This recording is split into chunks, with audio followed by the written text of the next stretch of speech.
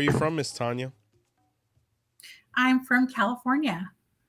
Awesome. What part? Orig- I am in Downey. Originally, I was born in Mexico City. Awesome. And how old were you when you came over from Mexico? My father's American. I was a week old. Oh, okay. So it was pretty quick. Yeah. And Yeah. just off screen, you were mentioning the place where you're from. You were giving me an idea of where it was and whatnot. But if you can kind of speak about Downey and how it's a little bit different from the other parts of Cali and as far as the demographic. So Downey originally was all Cubans. It was like, I would say it was like 80% Cubans back when we originally moved here. My mom moved in here like in the early 90s. And then I grew up here. I went to school in a different city, but it was a really big hub for like Cubanos. I think when we moved in on our block, there was 5 Cuban families and the rest were either white and we were the only Mexicans. So we're about 35, 40 minutes away from downtown LA. The demographic has changed now. We go everywhere. So there's a lot of Mexicans, there's a lot of Venezolanos. It's a mix of everybody now. I tell you, California to me is so interesting because when you're from the other side of the country and you hear about it, it just seems very foreign, and I don't know why. I think Californians, I think it's a different standard of living or just a different vibe that might be, and it's ironic because I'm from Miami, so you would think it's like the California of the South to a certain degree or the LA of the South, but for some reason I would have never expected like a huge demographic of Cuban people over there. Now, mind you, with so many Cubans being over there, we take our culture with us, we take our religion with us. What was your first impression of interacting with them and possibly even seeing their spiritual habits? So my mom is crowned 𝗃𝗏𝗃𝗏. She'll be crowned more. I think this birthday in June is going to be 35 or Wow. 34 years of having crowned 𝗃𝗏𝗃𝗏, and she's been a palera for 40 years. Wow. So my mother's godparents were Cuban. When my mom got into the religion, there was a lot of, I want to say there was a lot of like ethnocentrism in the religion. There was a lot of Cubans, very few Mexicans. My mom is a really light Mexican. She has green eyes, blonde hair. Uh, I remember thinking, like, when I was a kid, these people talk different because I was used to Mexican Spanish, right? And I was like, Yeah. what the hell are they saying? And then it just kind of became now when I speak Spanish, people don't know where I'm from. They'll be like, are you like Cuban? Are you Mexican? Because I've been around Cubans more than half of my life. So I just remember thinking when my mother first started, she's lost her mind. That's it. She's crazy. That's I was like 9 and I'm like, "Oh no, this is going to be crazy. Like this is not going to fly." My father's side is reborn Christian.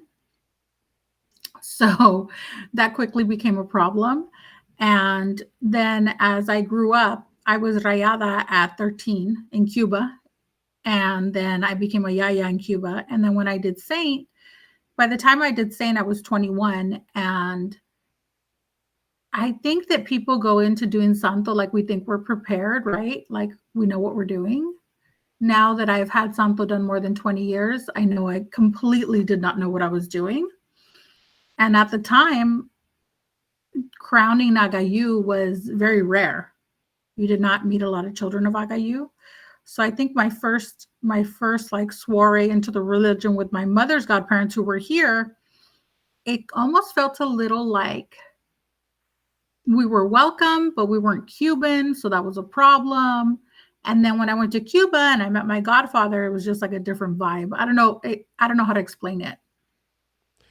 Well, yeah, your trajectory is definitely a very singular one when we're talking about, the Orisha that ultimately was identified as the best one compatibility wise for you, one that I share, him being my father. Agayu has always been very polemic. I mean, being that they say that the mysteries for that crowning process really originated in Matanzas. Not that they originated there, but they really centralized there, and then they kind of bled over to Havana. So first and foremost, my regards to those people. Even back then, having the knowledge and having the self confidence to be able to take you through that process. What did you think when it was first identified that this Orisha, who really isn't as popular as the other ones, are the ones was the one that you're gonna go through? When you first heard about Agayu, were you like, "Who is that?" or "This is awesome," or "What's going on?" So when I was in like junior high, my mother used to go see a spiritualist named 𝗵𝗶𝗸𝗁𝗍, and she was Crown Chango. And she read me one day, and she with Delogun. And I remember that she told me, when you receive Orula, make sure they ask through Agayu. She's like, don't let them lead you astray. Agayu, the sign I pulled, Agayu was born. So I was like, who the hell is that? Right? Like, I don't even know who this is. I had a fascination with Chango. So Mm. when I went to receive Mano de Orula, I received Mano de Orula with my sister and my brother. And I remember that my padrino, Ogunabasa, was like, okay, well, we're going to ask through Agayu, because I completely forgot to tell him. And when he asked and it said yes, I said, who is that? And luckily, I fell into an Ifa house that was very knowledgeable back then. And he asked Orula whether I should do Agayu Directo or Agayu Oro, right? And Orula determined that I should do Oro. So my godfather is from Matanzas. I come from an Agayu house, my godfather of Ocha. And what I have is Chango Oro Agayu. So I just remember thinking, I don't know who this person is. And the first thing that people told me was St. Christopher, because, there's always that synchronism. Mm-hmm. And I was like, okay, well, now, I don't really go to church, so I'm more lost. And then they told me, okay, the volcano. And then I started looking up attributes of Hijos de Agayu. And I was like, oh, that is me. That is so crazy. And then when I crowned Orisha, Oshun is my mother. And a lot of the older Santeros who were in my ceremony, like my grandmother and Santo, who's hija de Agayu. I should explain that I come from a house of Agayuceros. In my home, my lineage with Agayu, my godfather had done Agayu direct. His godmother had done Agayu, and then she had like 25 hijos de Agayu in my ceremony, like for my party. Wow. So I remember they all told me, oh, that's the perfect combo, Oshun and Agayu. And as I went reading and researching and really trying to learn who my titular Orisha represented and who he was, now I see so many synchronisms with my life and Agayu. Beautiful. And as you've grown in that relationship with him, how profound has that link become? Because he's definitely a gentleman that when you first look at him and read the stories about him, how he was misunderstood, or, it's kind of hard to hug a volcano. What have been some, significant, occurrences that have happened possibly where you're like, wow, this guy really is in my corner? Because he's kind of that Orisha where you don't call on him much, but when you do, it's like a very decisive, very visible effect. When he moves hard. I feel like someone told me once, a long time ago, that Agayu was the volcano and the lava that it formed. So there was never going to be a lack of land. Things were always forming. Things, when volcanoes erupt, they not only take out everything that's in their way, they make new paths. And I feel like I was in the mortgage industry for a very long time. And once the pandemic came, I kind of realized that my like love for that industry was dwindling. And funnily enough, I had a tambor in Cuba, and a 𝗃𝗏𝗏 came down and told me, you're tired of what you're doing. I'm going to change it.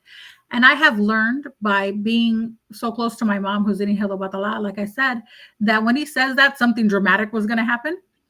So I basically was like, okay, well, let's see what happens here. And sure enough, my life did a complete 360 where I decided to open up my shop. I met my co-host on my podcast, and Agayu literally formed new things for me to do, new lands for me to see out of a change that he thought that I was ready for. And I feel like I don't like to bother Agayu. I'm not the kind of person who is like constantly, I see a lot of people that put their santos on the floor, ask them for all these things. I always ask Agayu for intelligence to navigate my life.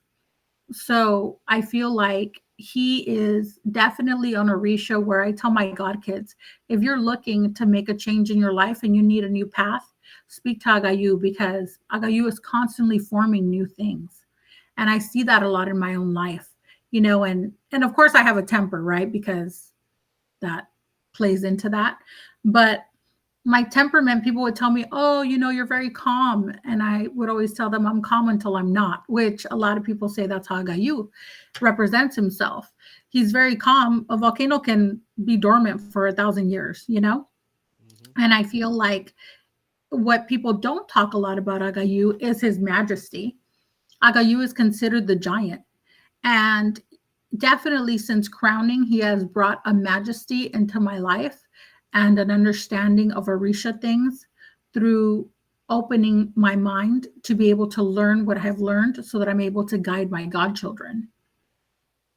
Yeah, I resonate with that completely. Actually, the other day I felt like some energy in the house, so I picked up the chain and I was asking what needed to be done. And mind you, I asked for everybody and everything, and then I looked up and I saw the leprillo. I'm like, okay, maybe today's the day. And when I threw, he wanted some like red palm oil and a couple different things. I was shocked. I was like, we don't even talk like that. You know what I'm saying? I love you, but you never want anything.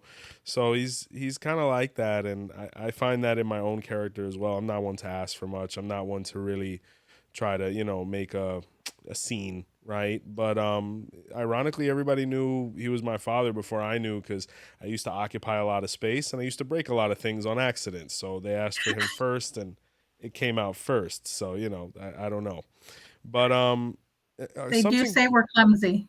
Yeah, right. It's my poor grandmother. She had this beautiful fine china, like all the old Cuban ladies did, and a bunch of things.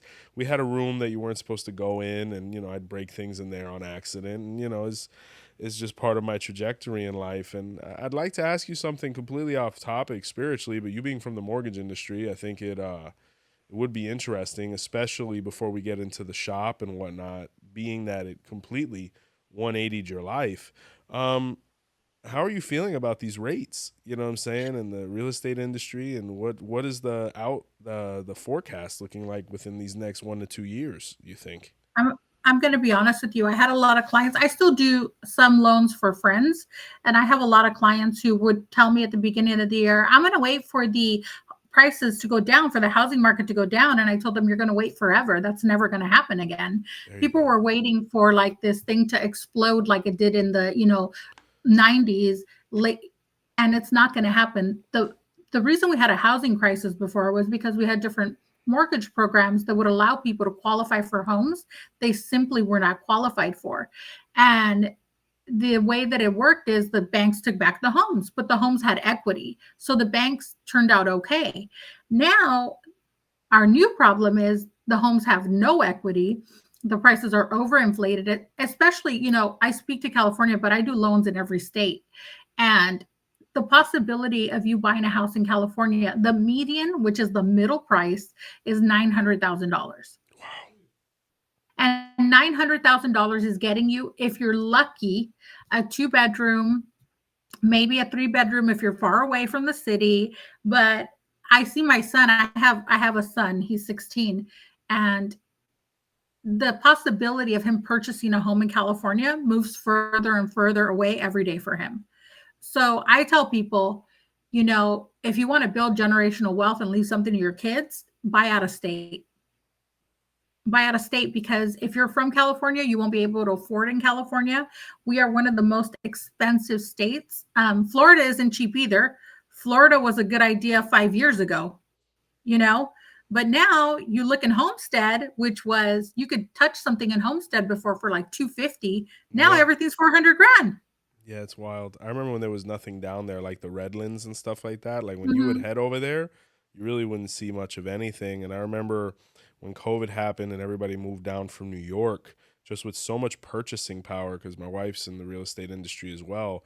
We were seeing properties go for, amounts that were completely unheard of right before when that happened. But it started, upending the market. And here we are, us, New Jersey, Boston, New York, Miami, you guys.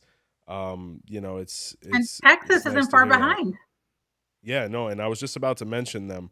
You know, a lot of people are heading there as well. So to hear somebody else in the industry, especially on the other side of the country, saying the same thing, if not worse, it lets us know, you know, we need to get adapted to what's occurring now with our country, and to see the effect it had on you to the point where you're like, I'm gonna delve headfirst into spirituality. What was the vision behind the Ashe Imports?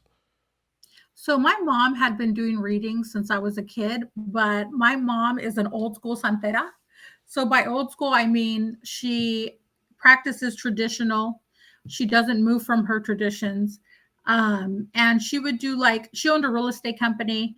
And when she retired, she would do, a couple readings here and there. She had godchildren, but it was never something that she did as a profession, if that makes sense.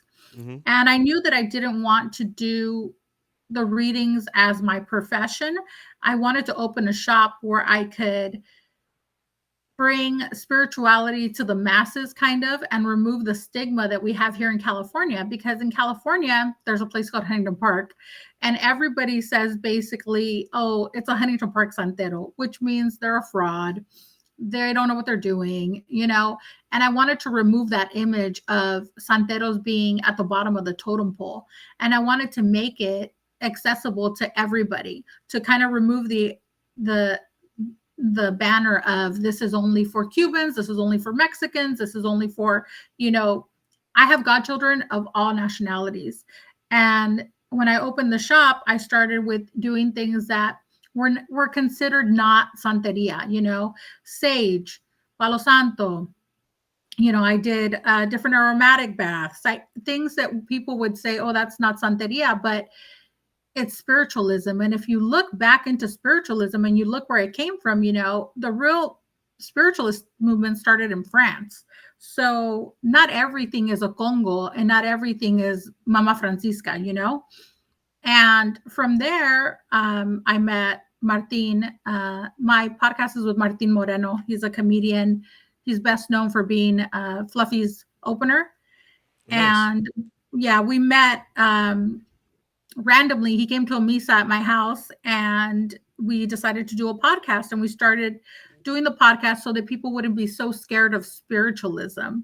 And it's been about a couple of years, and I mean, there's days where I cannot even focus on like my mortgage clients because my spiritual people take up all my day. Yeah. So it has really been eye opening. I think that I was very lucky that I had my mother with me, and she's an elder, and I have very good elders in Cuba.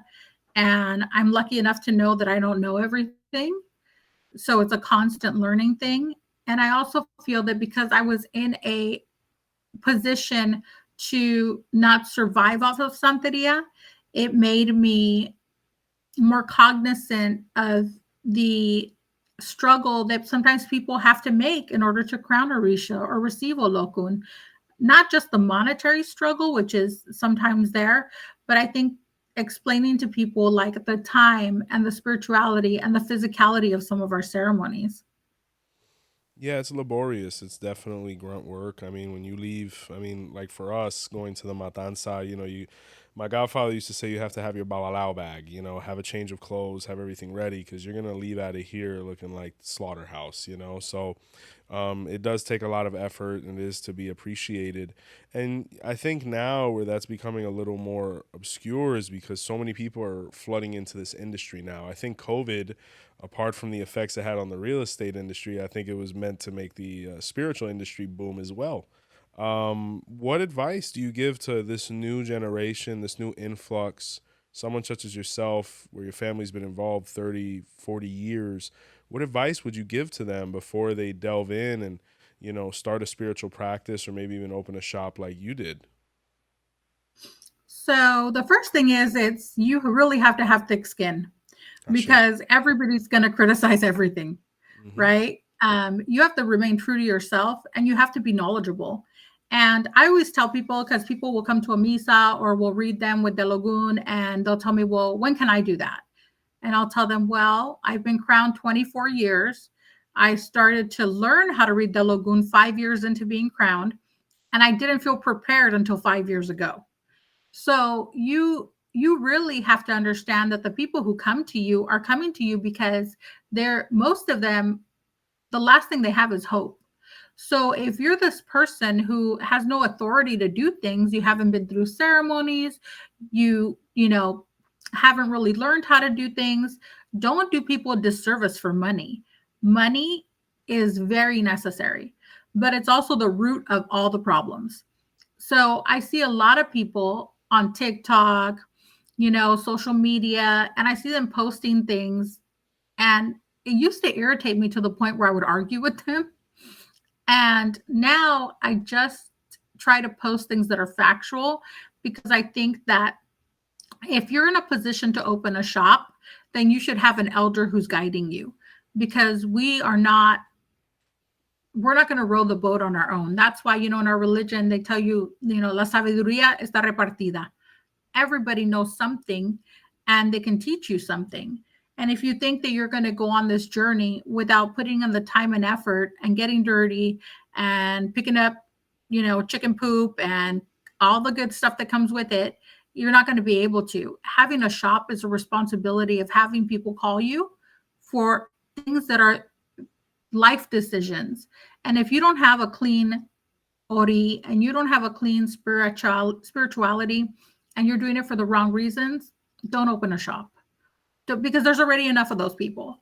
What we need is a change. We need a positive change. COVID opened up to a lot of charlatans and a lot of people who have no ceremony and who have seen something on TikTok and have ran with it. And it's disappointing. My godfather passed away, 𝘃𝗶𝗱𝗁, and he told me one day, this religion is going to die because there's so many people who are faking having things done, and they're teaching people the wrong way. And all of the traditions of the past are not being transferred over to now. So I think that our religion in general is in a crossroads now. I think that there are people who are going to take the excuse of practicing 𝗃𝗍𝗃 over Lukumi and run with it and make up ceremonies. I don't have a problem with 𝗃𝗍𝗃. I don't have a problem with any of that. I have a problem with people who make up things to benefit their pocketbook. Absolutely. No, and when you're somebody who has been involved as long as you have or I have, you remember the way things used to be to a certain degree. And it's ironic because I feel like there's more information accessible to people now than ever, but the overall preparation level and ethics are, on the floor. So it is disheartening in some aspects because you see certain things getting watered down that really don't need to be. The promising aspect is, more people are interested in us, less stigma to a certain degree, but we have to kind of find the balance so that we can progress both of those things at the same time. So I ask you as well, has there been any stigma, being that you do throw the Erindi Logung and you've taken quite some time to become proficient at it? Has there been any stigma with that, or have you gotten any pushback from the things that you've been expressing either through the store or through the podcast? Like, what has been the biggest pushback in your case? I don't get a lot of pushback because of the Telugun. I get a lot of questions because my son has Crown Chango and he's going to do Ifa. Nice. So I thank you. I get a lot of questions about what happens when he does Ifa, because I'm a house that is an Ifa house. That means that in my ceremonies, babalaos do the matanza. And people ask me, well, Madrina, when Nicholas becomes a babalao, you told us that Orula is divine, and in the house of Orula, only Orula divines. So I have to explain to my godchildren, yes, Orula is divine, but my son needs to learn. You having a ceremony done, he's 16. He has a lot to learn. So I have to explain to people that not just because you have a ceremony makes you proficient in doing a ceremony. I think that that's a big question. And then the other thing I get a lot of pushback on is that I'm a palera, and we practice traditionally, which means that we do not rayar any homosexuals. And I get a lot of, oh, you're homophobic, which is hilarious because if you listen to my podcast, one of my favorite godchildren is very gay. And I think it's funny that people will tell me, "Oh, that you're excluding, LGBTQ," but I'm not, because you can work misas, you can crown santo, but I cannot change one part of my religious tradition, because then I would have to change all the parts of my religious tradition. So if I'm going to remain true to my lineage, I have to practice as close to what that lineage taught me. Absolutely. No, and touching on the Palo thing for sure, could you enlighten us on what lineage of Palo you're from before I get into Ah, some further questions about that? sure. I'm Vititi Congo Basaken Peña. Okay. And if you could educate us on the history of that, as far as maybe what part of Cuba it comes from, or maybe some particularities about the name and things like that, some of your background in Palo. So Vititi Congo, my I was lucky. My godfather who crowned me, Agayu, Changoro Agayu, also is the person who passed me to Yaya. Vititi Congo, there's a lot of Vititi Congo. So my my Palo Mayombe house was in Havana. I don't know how familiar you are with Cuba, but my godfather had all of his prendas in close to 𝗿𝗲𝗍𝗃, Cuba. Mm-hmm. But he came from Matanzas. And then previous to that, his lineage goes back to 𝗃𝗏𝗃𝗃. So in our home, we were taught to practice traditionally, in the sense where I see a lot of people now who become paleros and have a prenda 2 months later. So we practice traditionally. A lot of people now, they get scratched and they'll have a prenda right away and they don't even know what to do with it. My godfather made you become an engayo, and then if your path was to become a yaya, then you would pass to yaya or tata. And then as time progressed and as you learned how to take care of the prenda in your home, in your religious home, you were then chosen to have a prenda in your home. My mother had a prenda way before I did. Um, and that's the only prenda that was in my home for a very long time. And now I have a prenda. And I feel like a lot of people, when they get scratched into Palo Mayombe, people come into my home from different backgrounds. And I've had a lot of people tell me, "Oh, they told me that if I get scratched, I can do whatever I want. It's going to be like a cloak of invisibility. I'm going to continue to do illegal things and I'm going to be okay." That's not how Palo Mayombe works. And, or I'll get people who are like, "Oh, yeah, I want to have a prenda so I can stick everybody in the caldero." Oh, God. If you think like that, you don't need a caldero. And my godfather was more inclined to Palo Mayombe work than he was to Santeria. Even though he was a Santero, he loved Palo Mayombe. And I feel like had I had I been shown Santeria through Orisha first, I think that my love for Palo Mayombe would be very different. But if you ask me what I like to do things spiritualism. I like misas. I like to be with the prenda for myself, but our prendas, my mother's prenda came from Cuba. It was prepared in Cuba and in the 90s. And it came in one of the gusanos, the big luggages that Cubans use when they go to Cuba. Oh, yes. And they put it in a gusano, and my mother labeled it like fragile, like fine china, and brought the whole prenda to Wow. California with the 𝗃𝗏𝗃𝗃, with everything in it. And my mom has a picture that's like, 30 years old, where when she opened the bag, the only thing that had fallen out was like a handful of dirt. Wow. Yeah, You that's know, rare, especially now. Especially now in yeah, a time where things are so scrutinized, and to get things through customs, the amount of wrapping and just probably how lax things were then compared to now, definitely that was a huge feat. As you're taking your first steps in Mayombe, what do you recall, as far as emotions that are going through? Did you really understand what you were doing, and how much of a positive effect has it had on your life now, looking back? I mean, when I got rayada originally, I was 14. I had no clue what I was doing, Yeah. right? I just knew that I had this affection for my godfather, who I saw almost as a parental figure. And I knew that he would not do anything to harm me. Um, I tell people that if my godfather told me to sit in the middle of the street because a car wouldn't hit me, I probably would have. I would have because I trusted him.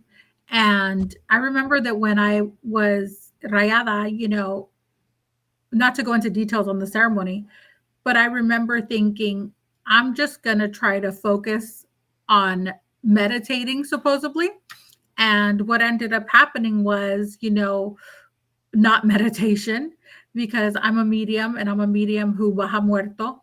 And I remember coming out of that situation, being a kid and looking around and being like, what happened? And then later being explained to me what happened.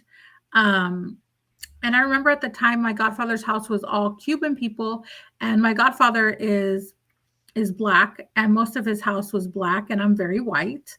And I remember that he said that this was like a learning lesson, that spiritualism and spirituality doesn't have a color.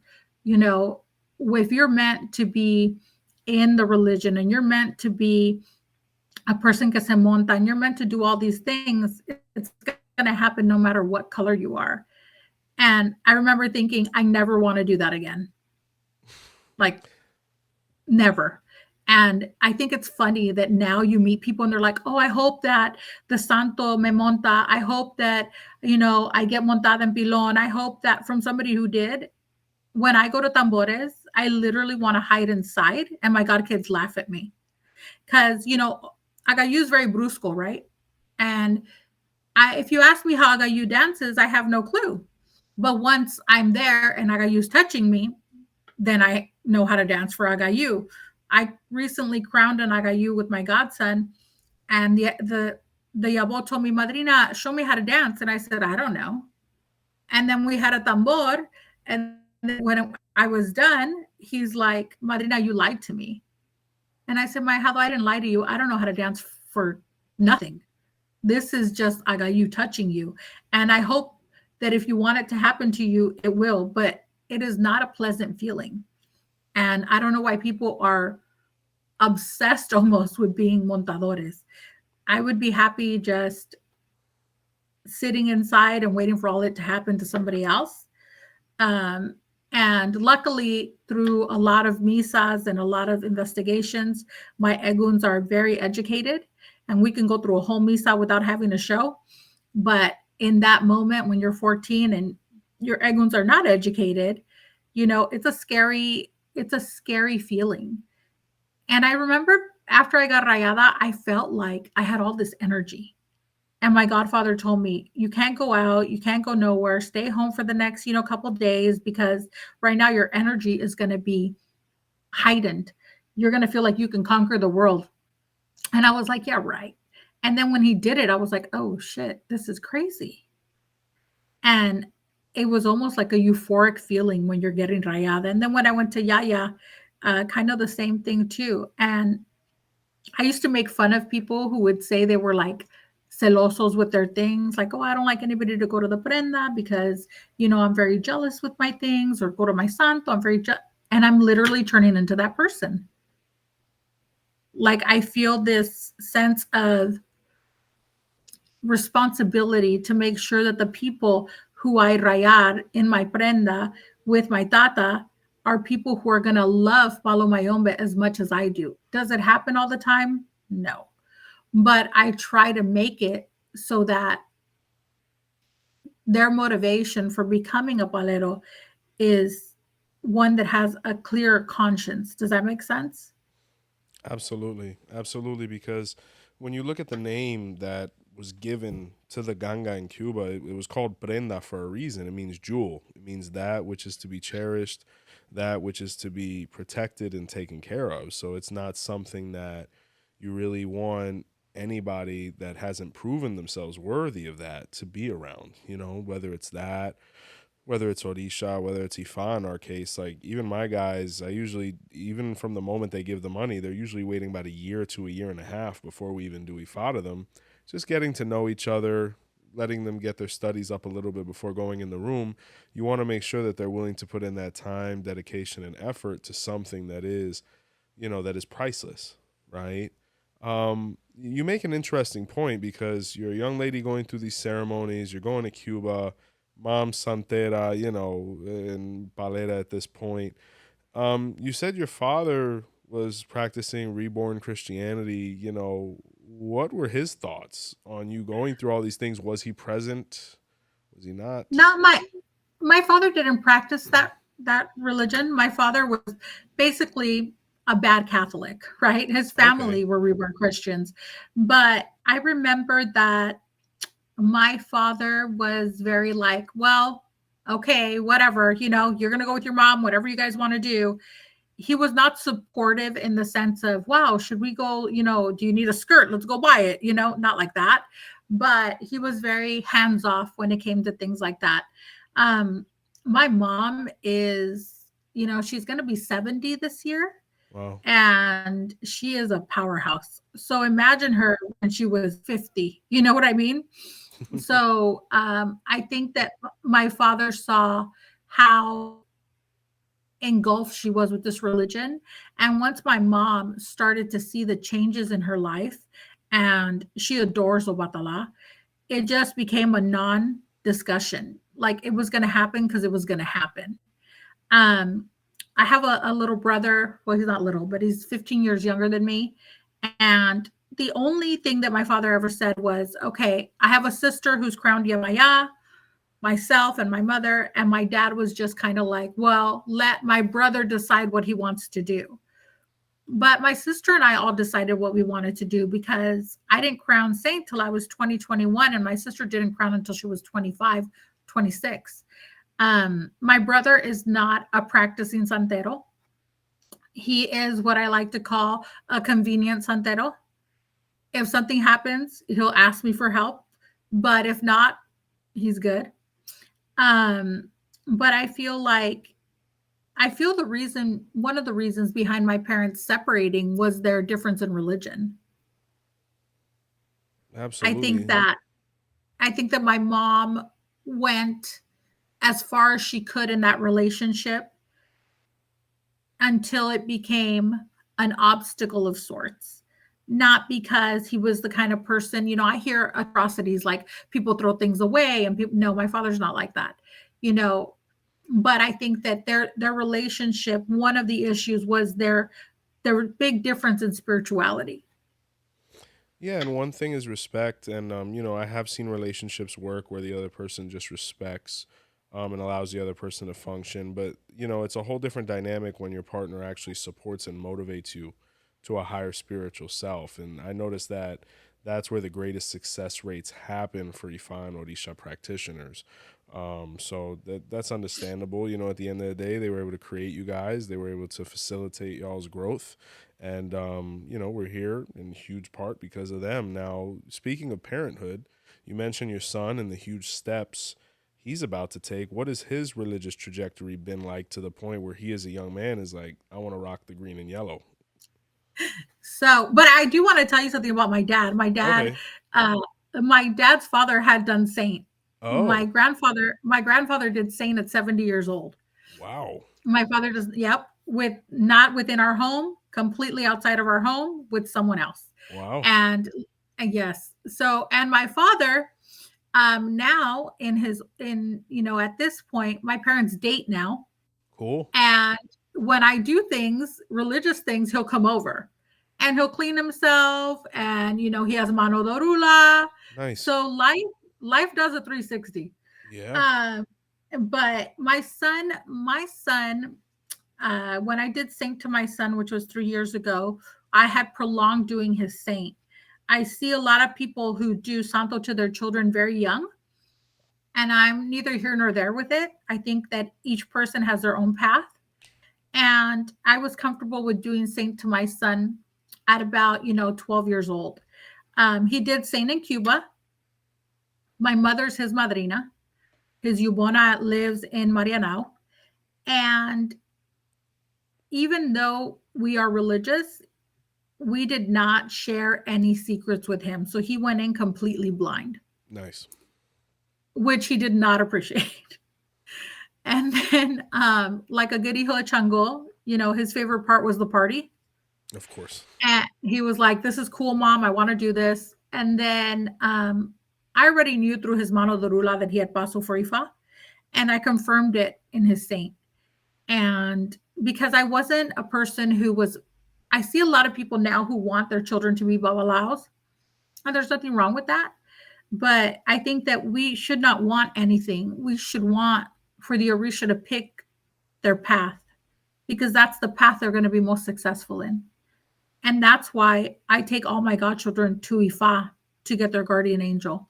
Because in Osairoso is where it tells you take them to Ifa so that you have no biases and Orulas the divine.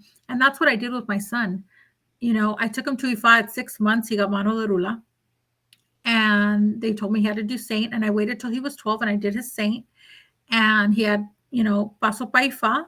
His Omoanya. Actually, you had one of his brothers of his Anya house on your podcast. Oh wow. Yeah, you had 𝘃𝗶𝗱𝗏. Oh yeah, great brother 𝗃𝗶𝗶𝗏. That's awesome. Yeah. He's my son's brother in the Anya house, Oh, beautiful. uh, where my son did a ceremony, Beautiful. and then I had him receive. Now he's on a path to receive different Ifa deities. So because I think that santos are a responsibility. Oh yeah. And I do think that if you don't take care of them, they, I don't know if you've heard that saying that santo no tiene corazón. Yeah. And I think that people take it the wrong way. I think what it means is if you know your responsibility, it's not going to be lenient on you if you don't do it. So my son is 16. So we have taught him and are teaching him how to take care of his saints. He has Orun. And in his Ifa house, they like for them to get Orun and Odua Yeah. before Ifa. So his next step would be Odua. He did 1,000 times better receiving Orun, passing to Omoanya than he did at his saint. His saint, I think his saint was a shock, right? Yeah. Like what? It's a lot, And of course, that's the apple of my mother's eye. So everything, she kept a very strict hand on him. So I think that now he's like, okay, I'm gonna do you fathers no yaboraje, bring it. I'm gonna do that. He's all about it. And the only thing that I will tell you is that I thought that people were not as ignorant as they were in the past when it comes to religion. So I thought that my son being dressed like a yabo going to school, it wouldn't be an issue. And I was wrong. There was a lot of people in his friends group who their parents would see my son dressed like a yabo and would criticize that my son was a santero. And this is a kid. And the one thing that he's told me is, Mom, I don't want you to put like pictures of me in ceremonies. I don't want you to do that, Mom, because I don't want to hear what people have to say. He's like, it's different. You're an adult and you don't have to hear the parents of your friends. So I think that I Wow. thought that didn't exist anymore, but sadly it still does. Yeah. And in our home, we have a whole room dedicated to the Orishas where we put all of our Orishas in. And the other day I was thinking about that, how like it must be hard to be a kid and in this religion, where people, the only thing they associate it with is killing chickens. And my son came home with some of his friends and I was closing the door to the room and my son like looked at me and he's like, no, Mom. And he told his friend, look, this is where our santos live. Don't make fun of them. Things will go bad for you. Okay. And then he closed the door. I was like, okay. So I think that he's having definitely a different trajectory than I did. I have levantar an Ifa for a God kid and my mother's going to be my son's up at the B. And I think that he thinks that doing Ifa is going to be like a walk in the park. And I think it's going to be interesting. Definitely. Uh, and the amount of time that he has to study, I'm sure will bother him at some point. Well, I tell you, I commend that young man because to have the courage and the fortitude to be able to stand for his beliefs and explain to his friends this is what it is, and to not negotiate that, it's a sign of a great, fine young man in the making. Thank you. When he watches this, what's his name, by the way, if you feel comfortable sharing his first Nicholas. name? His name's Nicholas. Well, Nick, just know it's not a walk in the park unless it's Central Park in the 80s at 10 p.m. Um, and just study as much as you can, be close to your elders, and things will go well. And you're very blessed to have parents and grandparents and people that are going to support you through that, because it comes with a lot of responsibility. How has practicing 𝗲𝗏 and Orisha made you a better parent, ma'am? It's made me so patient. Yes. I feel like I was patient when I had my son. I only have one son. And I was patient when I had my son. And then as I became more religious and have more godchildren every day, I'm very blessed. I have a pretty big Orisha house and it grows every day. And now that I see so many people with so many different ideas, and sometimes their ideas are wrong. And I, being Thanya Agayu, I want you to do it my way because I said so. But I've learned that that doesn't work. And I've also learned, I would love for my son to go to college and, be a doctor. But 𝗀𝗄𝗃 has already told me what my son's life path is more or less going to look like. He has no interest in being a doctor, you know. He has interest in other things, and I have to come to the acceptance where if you're taking a leap of faith, I have to believe that I'm doing my very best to give him his best spiritual and physical life. So I have to let 𝗀𝗄𝗃 work within him. 𝗀𝗄𝗃 has been so revolutionary when it comes to my son. I didn't know I was pregnant and I went to a tambor in Cuba because I still had my menstrual cycle for 3 months into being pregnant. And I went to Cuba and 𝗀𝗄𝗃 came down in a tambor. And when I hear these stories, I'm like, they're a lie. And he grabbed my mother and myself and he told my mom, um, we had experienced a very big loss previous to that of somebody we loved. And when he took us into the room, he told my mom, I'm going to send you someone so that you're never going to be lonely. And you're going to know it's from me because he's going to be my child. And he looked at me and he grabbed my stomach. And I said, what the hell is that about? And I came back and I went to the doctor and guess who was pregnant? Wow. And my mom and my son are like two little co-conspirators. That's a beautiful relationship, especially with it's really incredible when you talk about grandmothers. Mine played a huge role in my life, to the point where I named my daughter after her. That's how impactful she was to me. And the crazy thing about it is, they say that the same DNA, apart from that, the same egg that ultimately engenders the grandchild was in the grandmother as well. That same piece. So technically, grandmothers are mothers, just grand, right? So to see that relationship, and for him to have the opportunity to be born into a house that's so open and accepting of the priesthood and license he's ultimately going to be gaining, it's a kind of inheritance that no price can be placed upon, because just having that support, knowing how strenuous this priesthood is and this office is, it's going to set him up for nothing short of success. You know, um, asking you, Thanya, um, where do you think our spirituality is going now? With a trajectory such as yours of decades, your family being involved, you bringing your children in. Um, where do you think we're going, and what advice can you give to this new generation that's coming in? So I think that we have a lot to learn as a spiritual community. My hope would be that we would become more united.